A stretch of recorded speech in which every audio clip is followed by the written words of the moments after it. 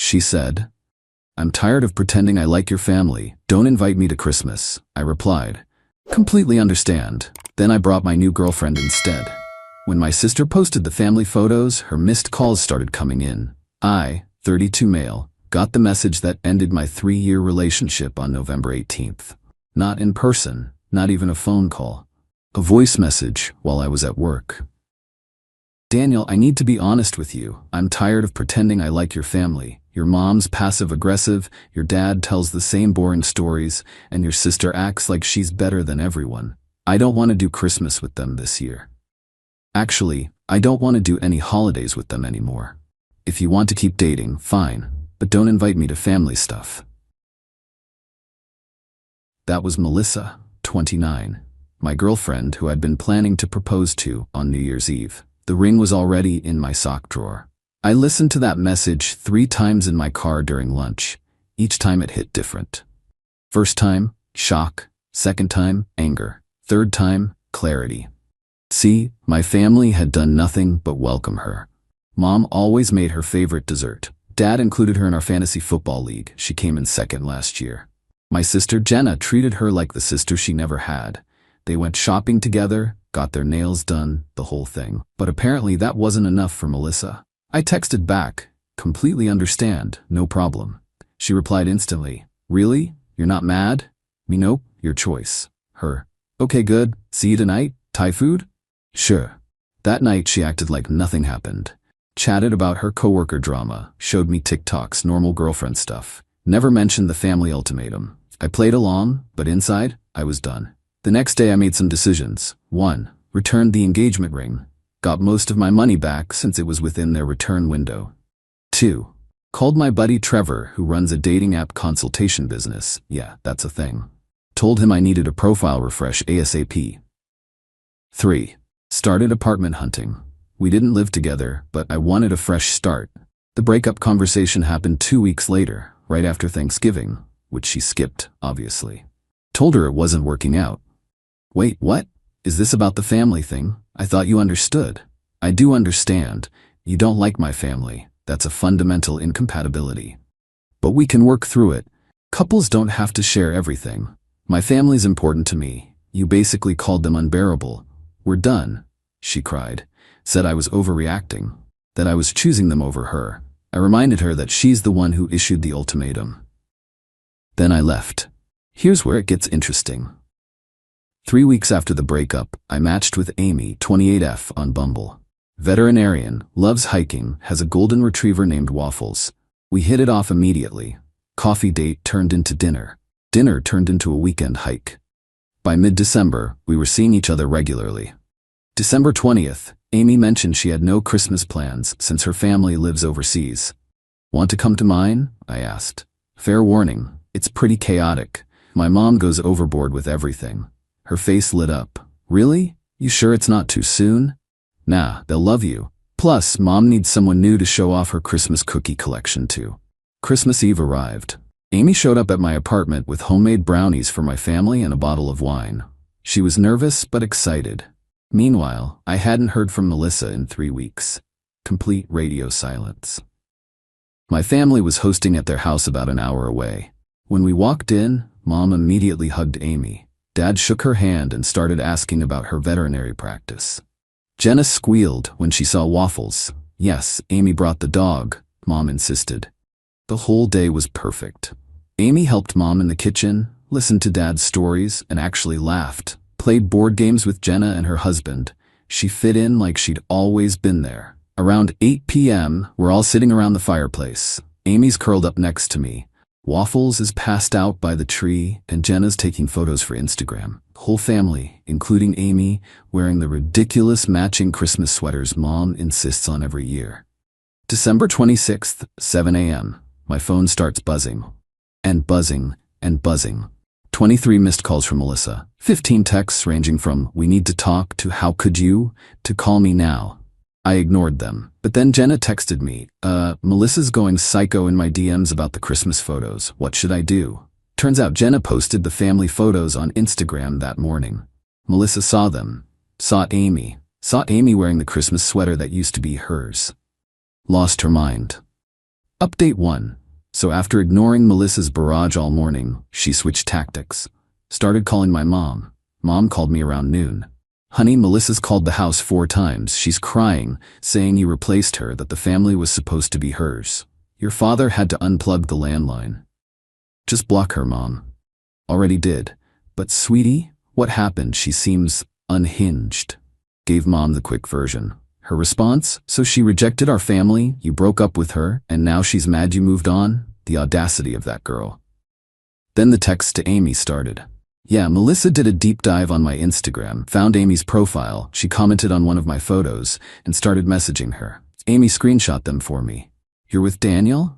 That's hilarious. Enjoy his clingy family. His mom will smother you and his dad will bore you to death. He only brought you to make me jealous. You're a rebound. We were together 3 years. You're temporary. Amy, absolute legend, replied once. Thanks for the heads up. His family is wonderful. Merry Christmas. Then blocked her. But Melissa wasn't done. Started texting mutual friends, spinning some story about how I emotionally cheated and brought my side piece to Christmas to hurt her. Most of them knew the real story, but a few bought her version. December 27th, she showed up at my apartment. I saw her on the doorbell camera, pacing outside, on her phone. She stayed for 20 minutes, then left. Later found out from my neighbor she was on the phone with someone saying, he has to come home eventually. December 28th, got a call from an unknown number. It was Melissa's mom, Diane. Daniel, what did you do to my daughter? She's inconsolable. Diane, she told me she wanted nothing to do with my family. I respected her wishes and ended things. But you brought some girl to Christmas. You rubbed it in her face. I brought my new girlfriend to meet my family. Melissa made it clear she wanted no part of family events. She got what she wanted. She didn't mean forever. She just needed boundaries. Boundaries? She called my mom passive-aggressive, my dad boring, and my sister stuck up. Those aren't boundaries. That's contempt. Diane huffed. She's talking about calling your work, says you emotionally abused her. Good luck with that. I have her voice message saved where she trashes my entire family. Pretty sure HR would find that interesting. Silence. Then, you saved it? Of course I did. She hung up. Update 2. New Year's Eve. The night I originally planned to propose to Melissa. Instead, I'm at a house party with Amy, actually having fun, instead of walking on eggshells like I used to with Melissa. Around 11 p.m., Amy goes to get us drinks. My phone buzzes. Email from Melissa. Subject line, you need to read this. It's a novel. 3,000 words easy. Some highlights. She tested me with the family ultimatum to see if I'd choose her. She expected me to fight for the relationship. Amy is clearly a downgrade. She stalked Amy's LinkedIn. I'm having a midlife crisis. I'm 32. She's willing to give my family another chance if I come to my senses. She already told her extended family we'd be engaged by now. The best part, she ends it with, I'll give you until January 3rd to respond before I move on. I forwarded it to Jenna with, LMAO, look at this. Jenna replied, the delusion. Also, she commented on my NYE post calling me a backstabbing witch, so I reported her for harassment. January 2nd, back at work. My coworker Keith pulls me aside. Yo, did you date a girl named Melissa? Unfortunately, why? She connected with me on LinkedIn. Sent me some weird message about you being a narcissist who love bombs women. Thought you should know. She messaged my coworkers on LinkedIn. I screenshot everything, sent it to HR preemptively with a note explaining the situation. They thanked me for the heads up and said they'd handle any further contact from her. January 3rd, her deadline. I didn't respond, obviously. January 4th, 6 a.m. She's at my apartment again. But this time she brought backup. Her sister Nicole and her best friend Brittany. They're taking turns ringing the doorbell and knocking. I called building security. Hey, I've got 3 women harassing me at my door. Their ex-girlfriend and her friends. Can you help? Security shows up, asks them to leave. Melissa starts crying, saying I owe her closure. Security doesn't care, tells them they're trespassing. They finally leave, but not before Melissa screams, you're going to regret this, at my door. Building manager emails me later. Per your situation, we've added those 3 women to the do not admit list. If they return, we'll contact police. That evening, my buddy Trevor, the dating profile guy, texts me. Dude, some crazy chick is leaving unhinged reviews on my business page, saying I'm a homewrecker who helps cheaters. That your ex? She went after my friend's business because he helped me with dating apps. After I was single. Update 3 mid-January. The escalation continued but got weirder. Melissa created an Instagram account, @DanielTruthExposed. Posted screenshots of our old texts, selectively edited, of course, photos of us from when we dated, and long captions about narcissistic abuse. Had maybe 12 followers, mostly her friends. The posts were unhinged. How he isolated me from friends, I never did that. Red flags I ignored. Included things like, too close with his family. Why family enmeshment is toxic, with my family Christmas photo. Amy saw it first. Her reaction? Laughed so hard she almost choked on her coffee. Babe, she posted a photo of you hugging your mom as evidence of emotional incest. This is comedy gold. We spent an evening reading the posts together, treating it like entertainment. Amy even started making bingo cards. Narcissist square, gaslighting square, trauma bonding square. We'd take a drink every time she used therapy speak incorrectly. But then she crossed a line. She posted a photo of Amy from her veterinary clinic's website with the caption, "The rebound who helps kill animals for a living, seems fitting for someone dating an emotional killer." Amy's clinic started getting 1-star reviews, claiming she was heartless and abuses animals. Completely false, obviously, but damaging to her business. That's when Amy pressed charges for harassment and defamation. Her clinic's lawyer sent Melissa a cease and desist. The reviews got taken down, but the damage was done. Then the really weird stuff started. Jenna called me, "Okay, this is creepy. Melissa just joined my gym. She was on the treadmill next to me trying to make conversation about you." My dad texted, "Your ex-girlfriend just tried to friend request me on Facebook. What should I do?" Block her, obviously. My mom, Melissa's mother, called me at work to apologize but spent 20 minutes saying you're making a mistake. I had to hang up on her. She was attempting to infiltrate my family's lives. Like if she couldn't be part of the family directly, she'd force her way in sideways. January 20th. I'm at the grocery store, turn into the cereal aisle, and there's Melissa. This isn't my usual store, it's by Amy's place, 30 minutes from where Melissa lives. "Oh wow, what are the odds?" she says, fake surprised. "You're stalking me now?" "I shop here sometimes. Don't flatter yourself. This is harassment, Melissa. It needs to stop." She steps closer. "You humiliated me. You brought some random girl to Christmas less than a month after we broke up. We broke up because you rejected my family. You made your choice. I wanted you to fight for me, to choose me. I did choose. I chose not to be with someone who openly despises the people I love. They're just your family. I was going to be your wife. Thank God that didn't happen." She actually gasped, like full melodrama. Then her face went cold. "You'll regret this. When she realizes what a mama's boy you are, when your precious family shows their true colors, you'll come crawling back." I'll take my chances. Security footage helped me get a restraining order the next week. Final update. It's been 6 months since Christmas. Here's where everyone ended up. The restraining order shut down most of Melissa's direct harassment. She violated it once in February, showed up at my mom's book club, got arrested, spent a night in jail. That seemed to finally get through to her. Her Instagram hate account got banned after multiple reports. She made another one, but it only lasted a week before that got banned too. The LinkedIn messages to my coworkers backfired spectacularly. Turns out one of them knew Melissa's boss. Word got back that she was spending work hours harassing her ex's professional contacts. She got put on a performance plan.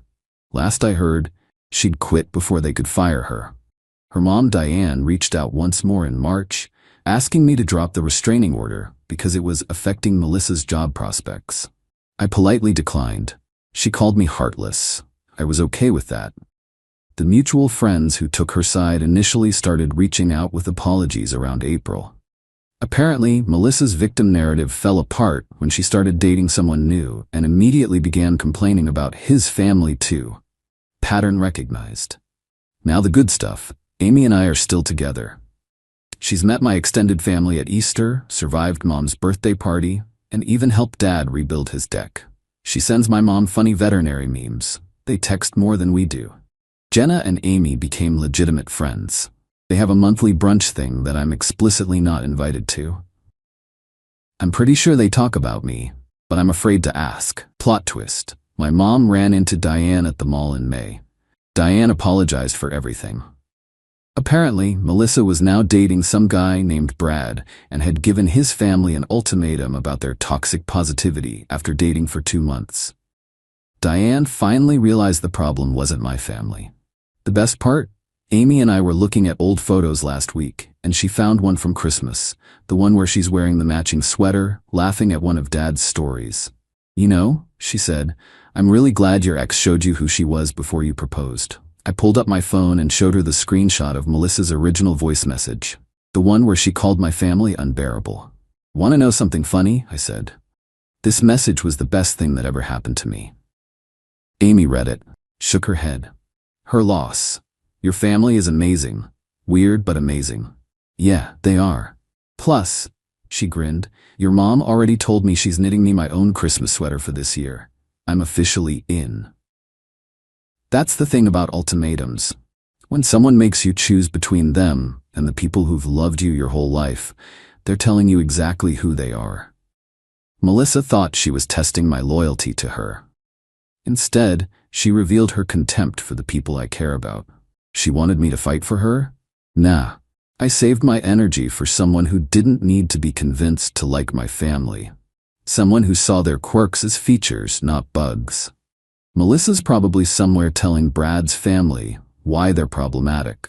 Meanwhile, I'm planning a camping trip with Amy, my parents, and Jenna's family for August. Amy's already bought matching hiking shirts for everyone. My mom cried happy tears when she saw them. Turns out the best revenge isn't some elaborate plan. It's just living your life with people who appreciate what you have instead of demanding you sacrifice it for them. Oh, and Melissa? If you're reading this, and knowing you probably are, Brad's mom called my mom last week. Something about getting advice on dealing with a difficult girlfriend. Small world, huh? Good luck with that.